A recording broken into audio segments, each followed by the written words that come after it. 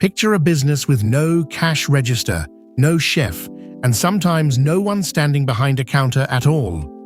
Once it's full, this kind of business can keep 60 to 70 cents of every dollar it collects as pure profit. That's a margin most restaurant owners would trade their whole menu for. Stick around, because the number that actually decides an owner's paycheck isn't that margin at all.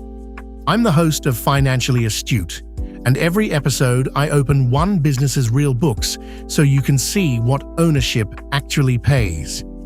Today, we're standing in front of a self-storage facility because the margin story you just heard is true. But it hides something almost every online guru leaves out. To get the real numbers, I drove out to meet someone who actually owns one of these places, not a spreadsheet influencer, an actual operator with an actual loan. She agreed to walk me through exactly what stays after the rent checks clear. This is Denise. She bought her facility 6 years ago, and she's blunt about it. "People think I just collect mailbox money," she told me. "Nobody mentions the loan payment due on the first, no matter what happens." Start with the obvious revenue, the units themselves. A small closet-sized unit might rent for well under $100 a month in a rural market. A large unit, big enough for a boat or a full household, can run several times that, depending entirely on location.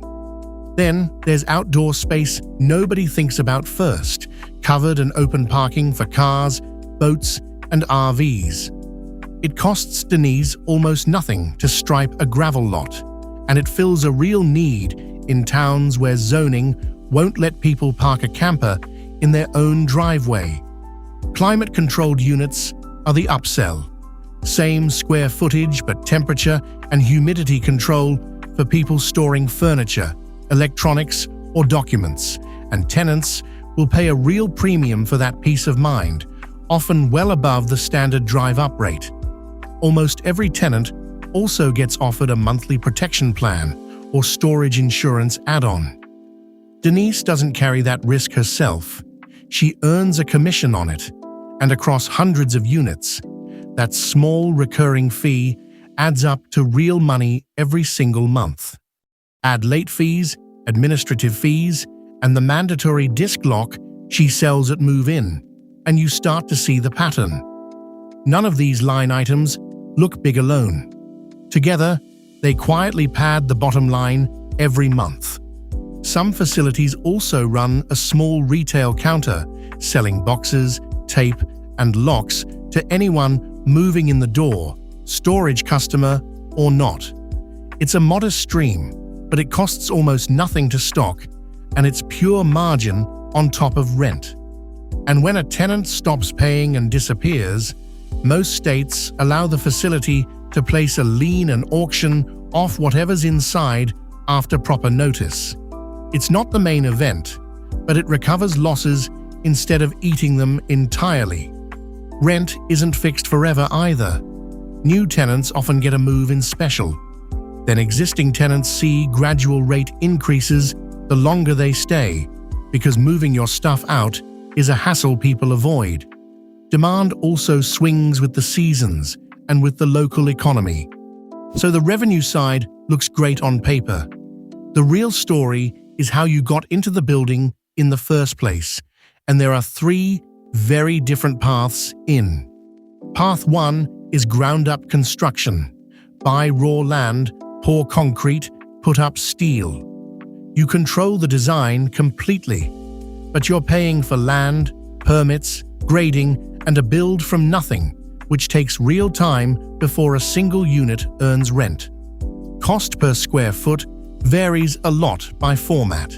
A simple single-story, drive-up building is meaningfully cheaper to build than a multi-story, climate-controlled facility with elevators, hallways, and HVAC running through every corridor. And land is often the biggest wild card of the entire budget, more than the building itself in a lot of markets. The same design can cost dramatically different amounts depending on which side of a county line you're standing on. Path 2 is buying an already stabilized facility. Investors price these using a capitalization rate against the current net operating income, and self-storage has historically traded at lower cap rates than a lot of other commercial real estate, meaning buyers pay a premium for that reliable income stream. Path 3, and Denise's path, is conversion. She took an old warehouse that used to hold auto parts and split it into units instead of building anything new.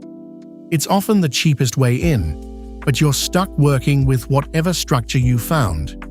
Whichever path you take, the fixed costs keep coming. Property taxes, building insurance, and utilities land on the books every single month, whether a single unit is rented or not. Climate control specifically is its own line item worth watching. Keeping hundreds of units at a steady temperature and humidity around the clock is not a small utility bill, and it's a cost the drive-up-only competitor down the road simply doesn't carry. Then there's the technology that lets a facility run without a full-time attendant. Keypad gates, remote cameras, automated payment software.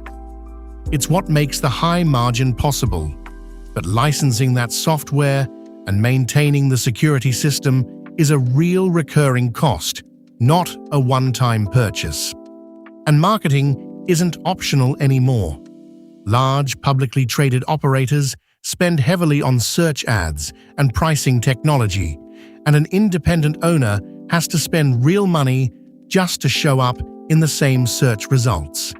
Most independent owners finance all of this through an SBA loan or a conventional commercial real estate loan, typically putting down somewhere around 10 to 30% of the total project cost themselves and borrowing the rest. That loan comes with a monthly payment, and here's the part the margin headlines skip entirely. Gross rent collected is not the same as money in the owner's pocket. The loan gets paid before Denise ever sees a dollar of it. So let's separate two numbers people constantly confuse. Net operating income is what's left after running costs before the loan payment.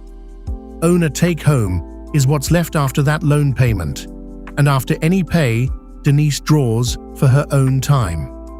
Those two numbers can look very different. In a typical year for a smaller converted facility like Denise's, once occupancy settles in comfortably, an owner might realistically clear a few $1,000s a month after debt service, so somewhere in the tens of thousands a year, depending heavily on how much debt remains.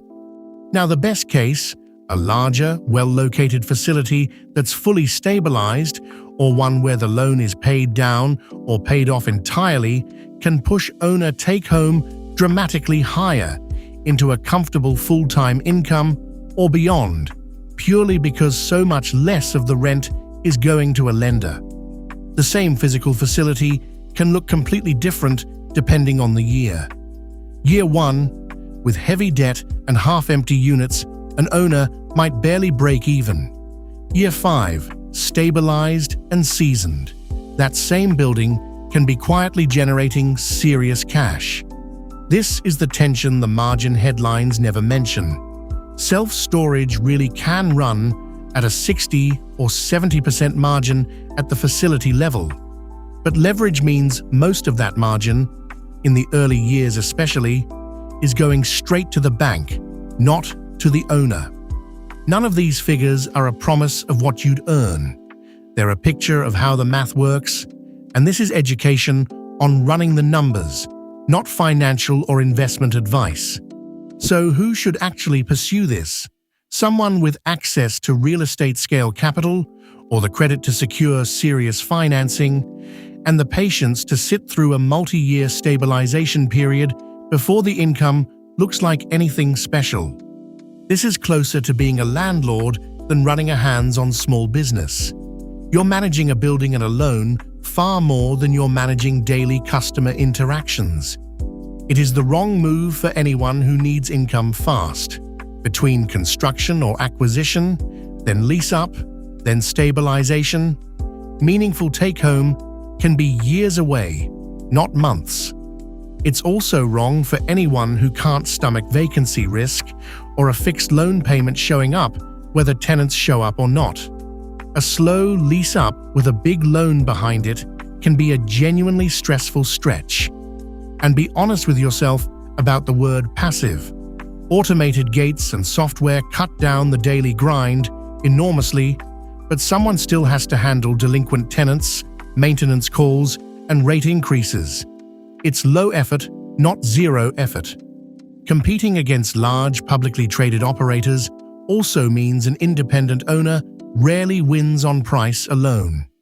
Denise competes on being responsive, being local, and being easy to reach, because the big brands will outmarket her on pure ad spend every time. Denise put it simply before I left. She said the business is boring in the best way once it's full. Getting it full is the entire job. And that's the real story underneath the impressive margin. Self-storage genuinely is one of the most efficient business models on paper, but the debt and the vacancy risk decide whether that efficiency ever reaches the owner's own account. If you liked seeing how leverage quietly reshapes a high-margin business, you'll want to see the same story play out at a self-serve car wash, another business built on low labor and heavy machinery instead of heavy staffing. That one's coming up next, so subscribe to Financially Astute, and I'll see you there.